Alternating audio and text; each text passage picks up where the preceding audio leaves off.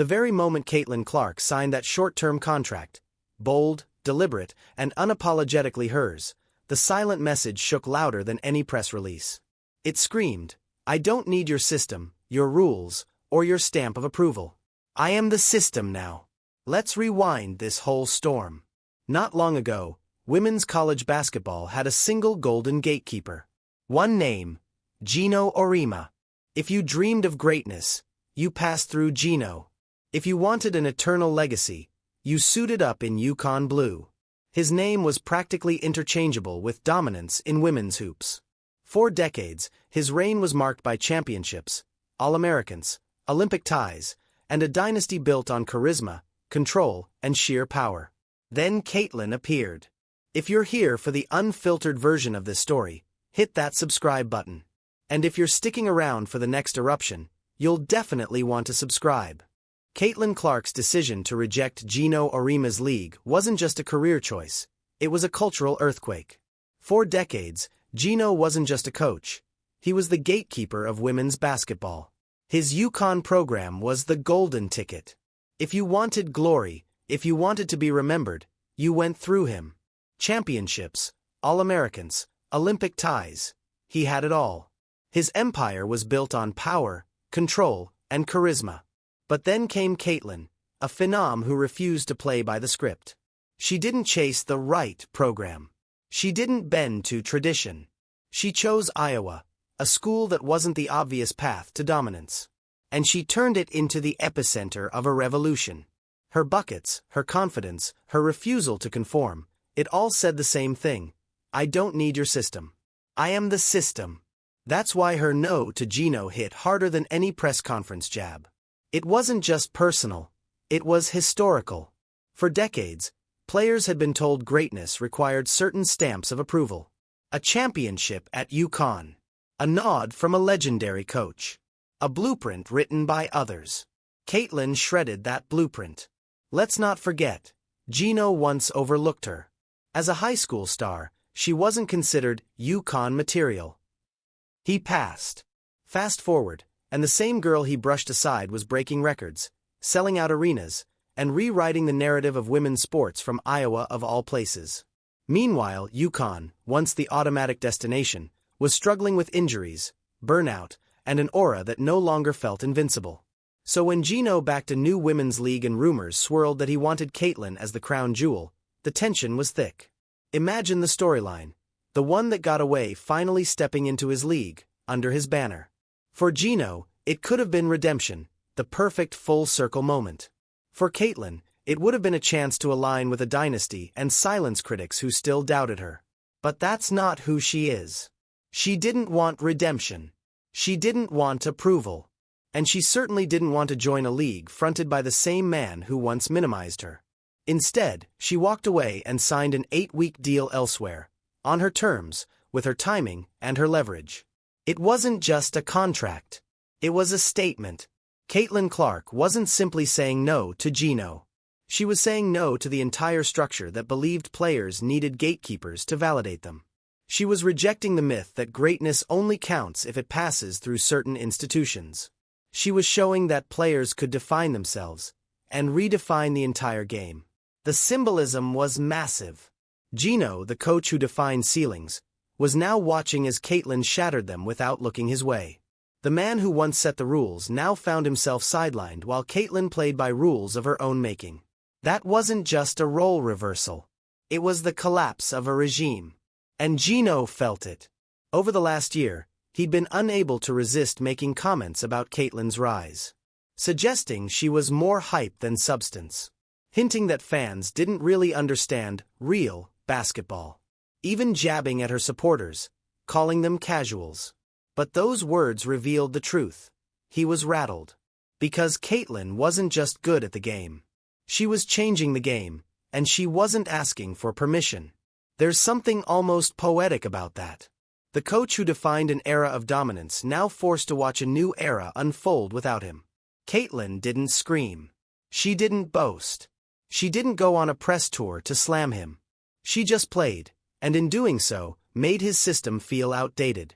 It's important to remember the risk involved, too. Turning down a league deal connected to one of the most powerful names in women's basketball isn't a decision you make lightly. But Caitlin understood leverage. That short contract gave her freedom. It gave her control. It allowed her to test waters without being owned by anyone. And most importantly, it sent a clear message. The power no longer lives with the old guard. It belongs to the players. Think of it like Beyoncé dropping an album with no warning. Like Taylor Swift reclaiming her masters. It wasn't just about music or money, it was about control. Caitlin's move was the same. And the beauty. She didn't need to drag anyone down to prove her point. She didn't gloat. She didn't lash out. She just kept breaking records, kept selling out arenas, kept racking up awards. The numbers became her mic drop.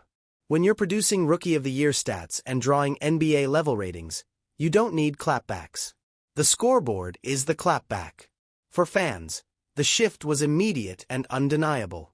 This wasn't just about one player. It was about ownership, about redefining what power looks like in sports.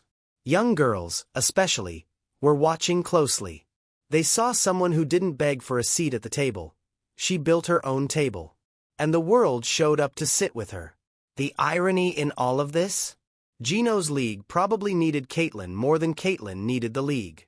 Her presence alone could have secured sponsors, attracted media, and given the project instant credibility. But she was already bigger than any league, bigger than any coach. She had become the story. And that's why this moment matters. Women's sports have long been underfunded, underpromoted, and overly controlled. Players were expected to be grateful just to be there. Caitlin Clark flipped that script. She wasn't just riding momentum. She was the momentum. She was the storm, not the byproduct of one. By rejecting Geno, she didn't just walk away from one opportunity. She walked away from an entire ideology. She told the old guard, "You don't get to define greatness anymore. We do." And that's why her no wasn't quiet. It was deafening. Caitlin Clark's biggest weapon hasn't been her scoring, her highlight reels, or even her record-breaking stats. It's been her silence. In a world obsessed with commentary, call-outs, and constant noise, she's turned quiet confidence into a strategy. And that silence has proven louder than any speech. Think about it. Geno made comments about her fame being hype, about her fans not being real basketball people. Critics whispered that she wasn't ready for the pros, or that she needed the old system to thrive. Headlines swung between praise and backlash, trying to frame her narrative. And through it all, Caitlin Clark didn't bite. No fiery Twitter threads. No sit-down interviews to clap back. No long speeches. Just calm, calculated silence, and buckets. That silence was intentional. It wasn't weakness. It was control. By not responding, Caitlin forced everyone else, coaches, media, critics, to chase her narrative while she quietly built her own. Every time she stepped onto the court, her performance answered louder than any headline could. That's what made her silence so unsettling. Because if you can't bait her into a reaction, if you can't control her with words, then you've already lost leverage. It's a blueprint that feels almost surgical. She doesn't burn bridges. She simply refuses to walk paths she didn't pave herself. She doesn't waste energy fighting on someone else's battlefield. Instead, she forces the world to fight on hers, the court, where she wins by margins too large to argue with. And that blueprint is bigger than basketball. It's a roadmap for independence that young athletes everywhere are already studying. Because Caitlin proved you don't have to follow the script to succeed. You don't have to chase approval or beg for validation. You can choose yourself, stay quiet, and let your work speak. That's what makes her short-term contract so revolutionary. It wasn't just about money or flexibility, it was about leverage. 8 weeks meant she wasn't owned by any league. 8 weeks meant she could move freely, test waters, and keep control. That kind of autonomy has been rare in women's sports. For decades, athletes have been forced into long-term deals that benefited institutions more than players. Caitlin flipped that dynamic. The symbolism is massive. For women in sports, power traditionally flowed downward. Coaches and execs dictated careers. Athletes complied or disappeared. Caitlyn proved that if you bring the fans, the sponsors, the attention, you hold the cards. And if you hold the cards, you get to play the game your way. It's the same energy you see when Beyoncé drops an album with no warning. Or when Taylor Swift takes back her masters. These aren't just career moves, they're declarations of ownership. And Caitlyn's contract was exactly that. A declaration. I run my career, not you. Her silence only amplified the message. She didn't need to boast about the deal. She didn't need to rub it in Geno's face. She simply signed, played, and won. Quiet, controlled, undeniable. And fans felt it. The silence itself became part of her appeal. Because in a sports culture where everyone is expected to say something, Caitlyn's refusal to play that game set her apart. She wasn't chasing headlines. Headlines were chasing her. She wasn't trying to prove her relevance. Her relevance was impossible to ignore. That's why she resonates with a new generation. Young athletes aren't just watching her highlights. They're watching how she moves, how she makes decisions, how she refuses to be controlled. They're learning that independence is possible. That silence can be strength. That you don't need to shout to be heard if your work is loud enough. Meanwhile, the industry is scrambling. Networks, sponsors, and executives are all trying to figure out how to adapt. Because Caitlyn doesn't need them the way they need her. She can build a brand, a movement, and an audience without playing by their rules. And that terrifies them. You can see it in the media spin. One week she's celebrated as the savior of women's basketball. The next she's criticized for being too much or not humble enough. The backlash is predictable. Build her up, tear her down. But Caitlyn doesn't flinch. She doesn't give them the satisfaction of reacting. She just keeps building, brick by brick. And that's why her silence works. It's not empty. It's full of power. It's strategy, not passivity. It forces everyone else to show their hand while she keeps hers close.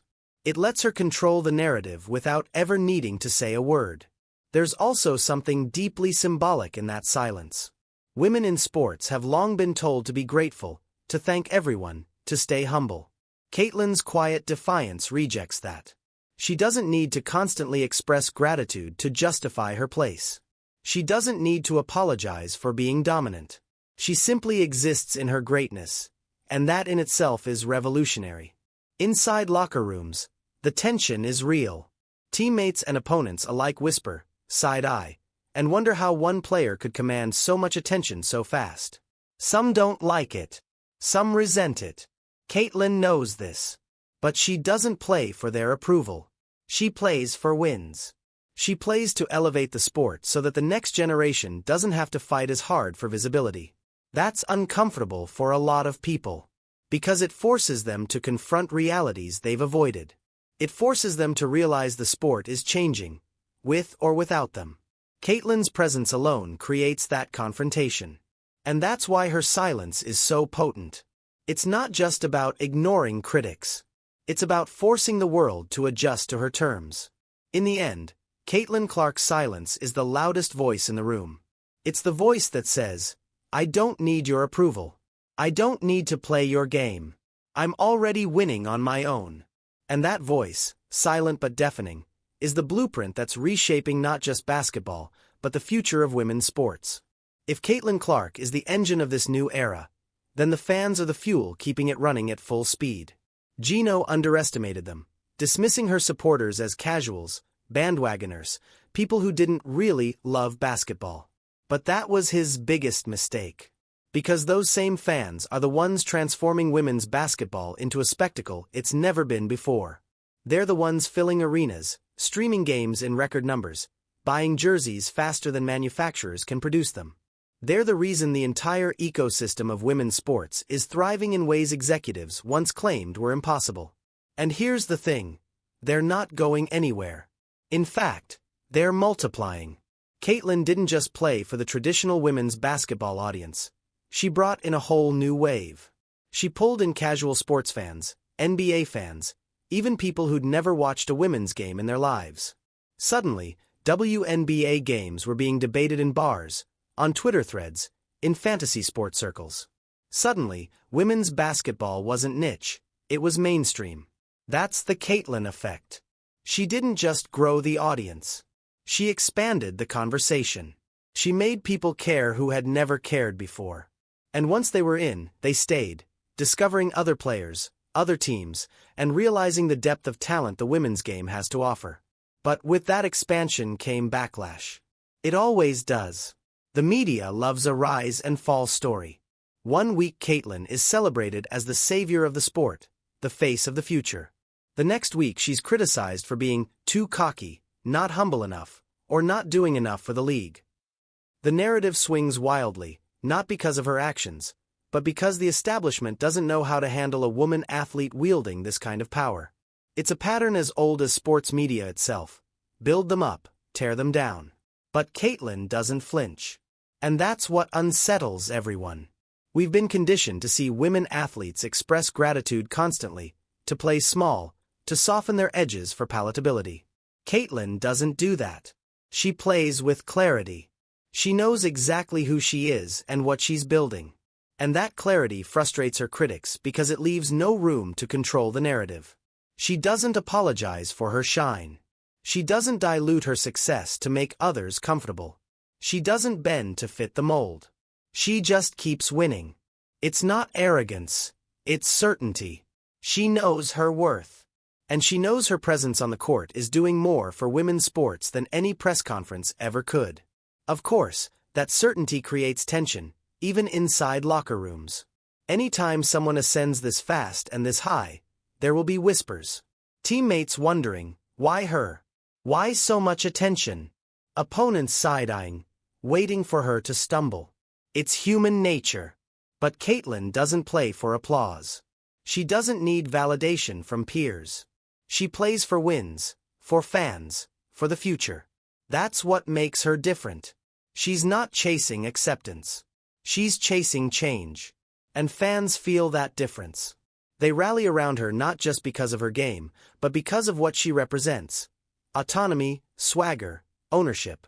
She carries herself with the energy of someone who isn't asking, "Can I be great?" but declaring, "Watch me." That's powerful. And that's why her supporters are so loyal. Even the backlash cycles end up fueling her momentum. Every negative headline, every dismissive tweet, every passive-aggressive soundbite only reinforces the fact that she's rattling the system. Every attempt to tear her down reminds people how much she's already built. And fans respond in kind. They clap back, they defend, they amplify her highlights even louder. The very attempts to undermine her only make her stronger, because they prove how disruptive she really is.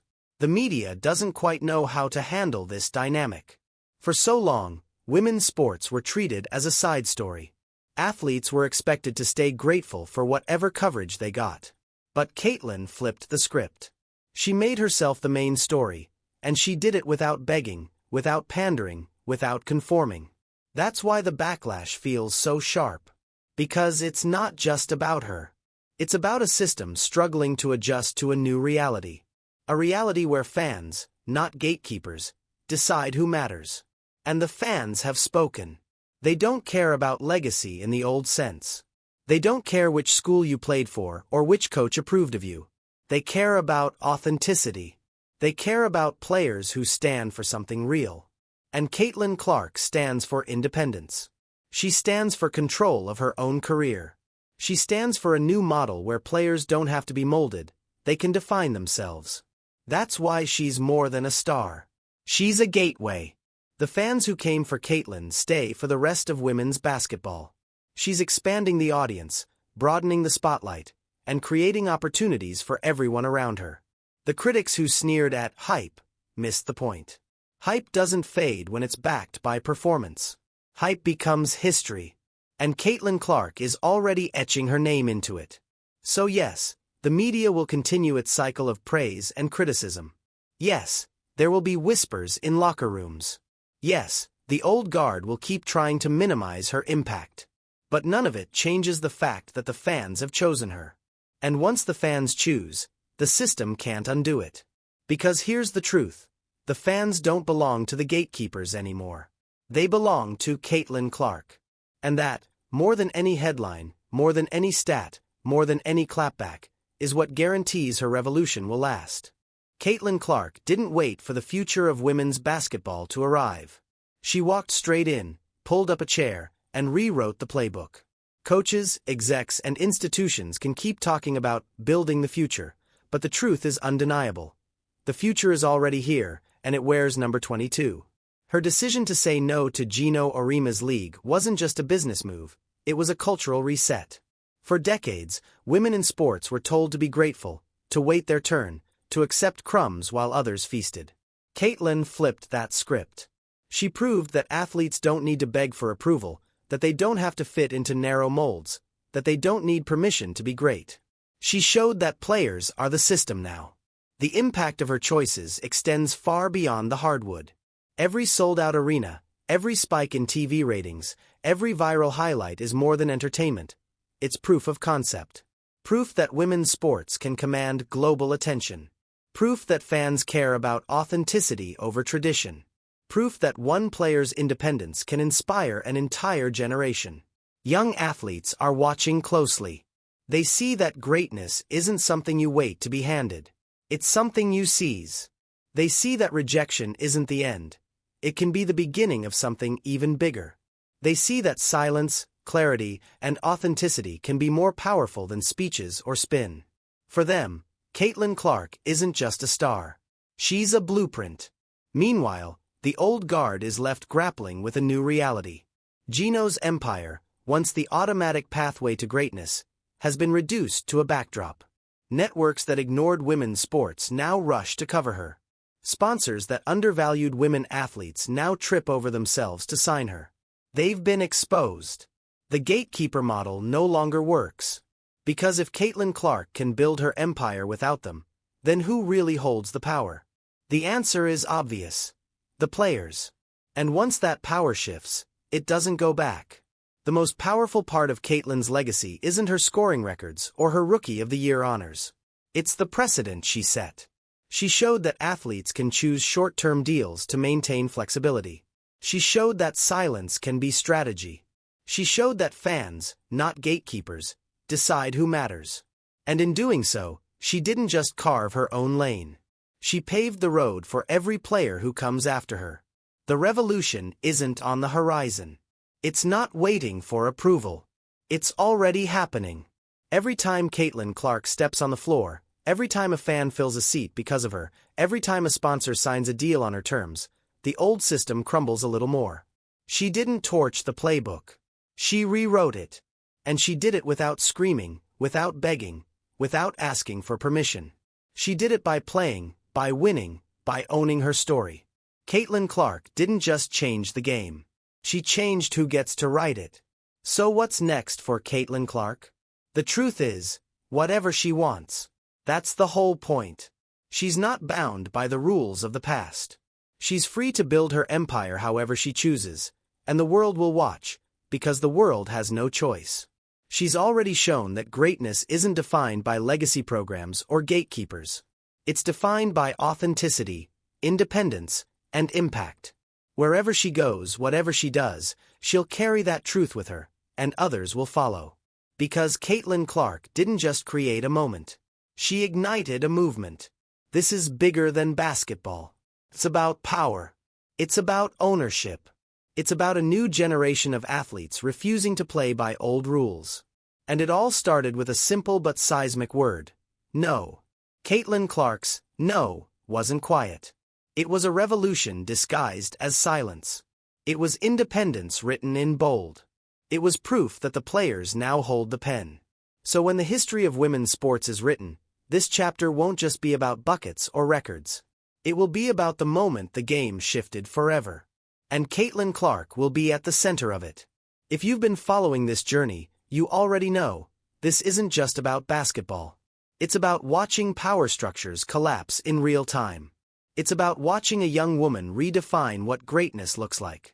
So if you believe in this movement, if you believe in athletes taking back control, don't just scroll. Be part of it. Hit that subscribe button, smash the like, and drop your take in the comments. Did Caitlin Clark just change women's basketball forever, or was this always the path the game was headed toward? Either way, one thing is undeniable. The revolution isn't coming. The revolution is already here.